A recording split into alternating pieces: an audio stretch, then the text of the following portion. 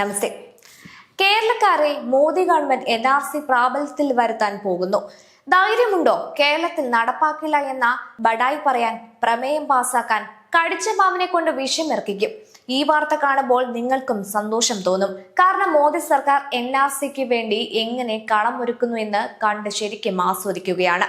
കപിൽ സിബലിനെ പരിചയമുണ്ടാകും. ദേശദ്രോഹികൾക്കും തീവ്രവാദികൾക്കും വേണ്ടി ജീവിതം ഒഴിഞ്ഞുവെച്ച മുൻ കോൺഗ്രസ് നിയമമന്ത്രി, അതിശക്തൻ.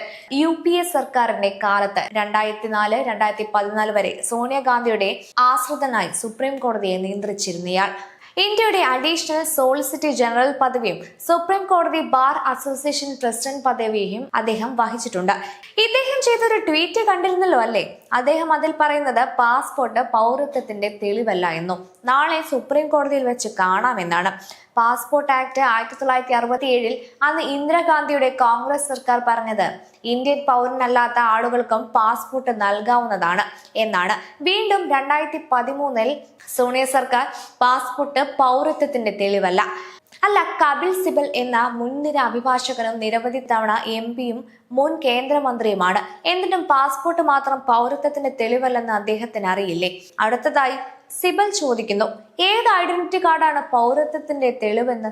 ഉത്തരം ഒന്നുമില്ല. എന്ന് വെച്ചാൽ ഇന്ത്യയിൽ ഒരു ഐഡന്റിറ്റി പ്രൂഫും നിങ്ങളുടെ പൗരത്വത്തിന്റെ തെളിവല്ല. യെസ്, പിന്നെ നിങ്ങൾ ഇന്ത്യൻ പൗരനാണെന്ന് എങ്ങനെ തെളിയിക്കും? 1. 1987 ജൂലൈ 1 മുൻപ് നിങ്ങൾ ഇന്ത്യയിൽ ജനിച്ചുവെന്ന് തെളിയിക്കുക. 2. 2004 ഡിസംബർ 2 മുൻപ് നിങ്ങൾ ഇന്ത്യയിൽ ജനിച്ചുവെന്നും നിങ്ങളുടെ മാതാപിതാക്കളിൽ ഒരാൾ ഇന്ത്യക്കാരനാണെന്നും തെളിയിക്കുക. 3. 2004 ഡിസംബർ 3 ശേഷമാണ് നിങ്ങൾ ജനിച്ചതെങ്കിൽ നിങ്ങളുടെ മാതാപിതാക്കളിൽ ഒരാൾ ഇന്ത്യക്കാരനാണെന്നും മറ്റേയാൾ അനധികൃത കുടിയേറ്റക്കാരനാണെന്നും തെളിയിക്കുക. അതുകൊണ്ടാണ് പൗരത്വം പരിശോധിക്കാൻ SIR സമയത്ത് തെരഞ്ഞെടുപ്പ് കമ്മീഷൻ ഒന്നിലധികം രേഖകൾ ആവശ്യപ്പെട്ടത്. അന്നും ഇവർ സുപ്രീം കോടതിയിൽ പോയി ആധാർ തെളിവാക്കണമെന്ന് പറഞ്ഞു. വിദേശകാര്യ മന്ത്രാലയം നിയമപരമായ നിലപാട് വ്യക്തമാക്കിയിട്ടുണ്ട്. ഭാരതത്തിൽ പാസ്പോർട്ട് പൗരത്വത്തിന്റെ തെളിവല്ല, അത് ഒരു യാത്രാരേഖ മാത്രമാണ്. ഇതോടെ പൗരത്വത്തിന്റെ മാനദണ്ഡം എന്താണ് എന്ന ചോദ്യങ്ങൾ വരാൻ തുടങ്ങി. ലളിതം, NRC ആണത്.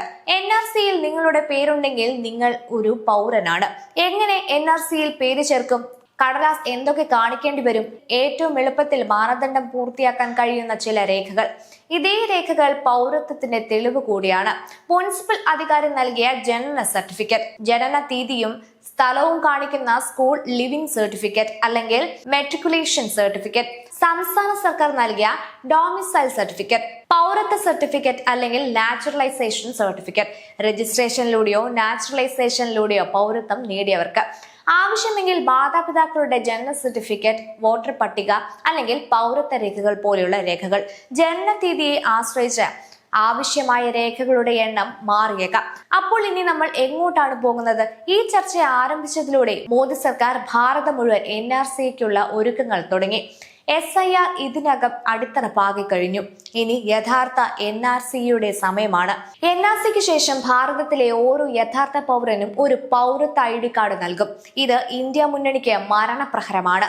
തീർച്ചയായും അതെ, എന്തായാലും അവരുടെ പതിറ്റാണ്ടുകളുടെ പരിശ്രമം വെള്ളത്തിൽ വരയ്ക്കുന്നത് പോലെയാകാൻ പോകുന്നു. കൂടാതെ ഭാരതത്തിന്റെ ഔദ്യോഗിക ജനസംഖ്യ ഇപ്പോഴത്തെ 145 കോടിയിൽ നിന്ന് 130 കോടിയായി കുറഞ്ഞാൽ അത് അതിശയിക്കാനില്ല. എന്ന് വെച്ചാൽ പശ്ചിമ ബംഗാളിൽ വോട്ടർ പട്ടികയിൽ നിന്നും 1 കോടി വോട്ടർമാർ കുറഞ്ഞതുപോലെ. കൂടാതെ ജാർഖണ്ഡിലെ മദ്രസയിൽ നിന്നും ആനുകൂല്യങ്ങൾ കിട്ടിക്കൊണ്ടിരുന്ന 1 ലക്ഷം കുട്ടികളെ രായ്ക്ക് കാണാതായതുപോലെ. ഇന്ത്യ മുന്നണി ജനങ്ങളെ വീണ്ടും തെറ്റിദ്ധരിപ്പിക്കാൻ ശ്രമിച്ചാലോ? അതിനായി അവർ ആരെയാണ് തെറ്റിദ്ധരിപ്പിക്കാൻ പോകുന്നതെന്ന് നമ്മൾ മനസ്സിലാക്കണം. അവർ ഈ അജണ്ട തുടങ്ങുമ്പോൾ ഒരു അടിസ്ഥാന വസ്തുത അവരുടെ വൃത്തികെട്ട മുഖത്തേക്ക് വലിച്ചെറിയുക. അത് അവരുടെ പ്രിയപ്പെട്ട ബംഗ്ലാദേശിലും മ്യാൻമാറിലും ഇതിനകം NRC ഉണ്ട്.